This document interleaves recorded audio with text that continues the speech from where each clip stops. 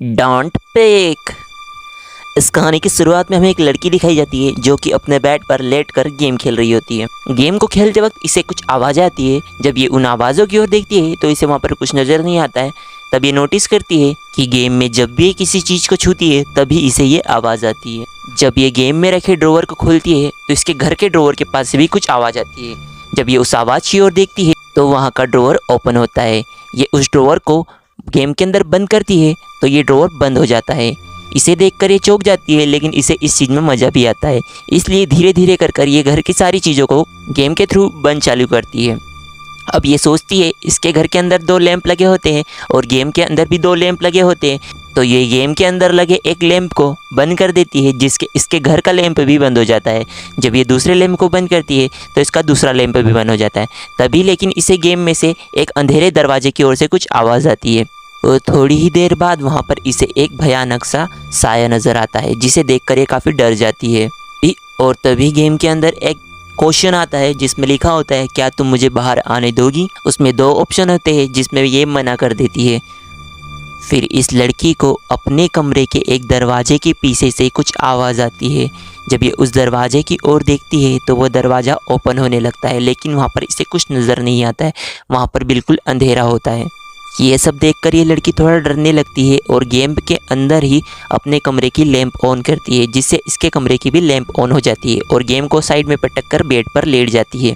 थोड़ी देर बाद इसे गेम के अंदर से कुछ और आवाज़ आती है, कुछ और क्वेश्चन आता है जिसे देखती है, जिसमें लिखा होता है, क्या तुम मुझे बाहर आने दोगी। ये इसे फिर से मना कर देती है, लेकिन इस बार उस गेम में उस अंधेरे कमरे से एक किसी का हाथ बाहर आता है, जिसे देखकर ये काफ़ी डर जाती है। तभी इसके कमरे के उस दरवाजे से आवाज़ आती है जो ओपन हुआ था। जब ये उस दरवाजे की ओर देखती है तो इसका दरवाज़ा पूरा ओपन हो जाता है और इसे कोई चलते हुए इसकी ओर आता हुआ नज़र नहीं आता, लेकिन महसूस होता है। जब ये अपने बेड के ऊपर देखती है तो बेड के ऊपर किसी के रेंगने के निशान दिखाई देते हैं, इसलिए अपने बेड के नीचे साइड में छुपने की कोशिश करती है। तभी इसके गेम में एक मैसेज आता है जिसमें लिखा होता है, तुम ऐसा मत करो, मैं काफ़ी शर्मीला हूँ। तभी इसे बेड पर से कुछ आवाज़ आती है और जब ये बेड की ओर देखती है तो वहाँ पर किसी ने रज़ाई ओढ़ कर बैठा हुआ होता है, जिसे देखकर ये डर जाती है। तभी इसके मोबाइल पर एक और क्वेश्चन आता है जिसमें लिखा होता है, क्या तुम मुझे बाहर जाने दोगी। इसके भी 2 ऑप्शन होते हैं, हाँ या ना, लेकिन इसके हाँ या ना करने से पहले ही इस कमरे का लैंप बंद हो जाता है। जब ये उस लैंप की ओर देखती है तो इसे बेड पर से कुछ आवाज़ आती है और जो बेड पर आकृति रजाई ओढ़कर लेटी हुई थी वो इसके ऊपर हमला कर देती है और इसी हड़बड़ी में ये नहीं की जगह हाँ आंसर कर देती है।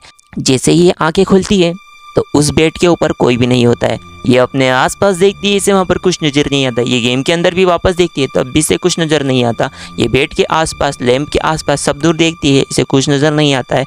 तब ये सोचती है शायद इसका वहम था, इसलिए गेम के अंदर एक बार लैंप को ऑन करने का सोचती है। जब ये लैंप को ऑन करती है, ऑफ करती है, तो वो ऑन ऑफ नहीं होता, जिससे इसे कंफर्म हो जाता है ये इसका वहम था।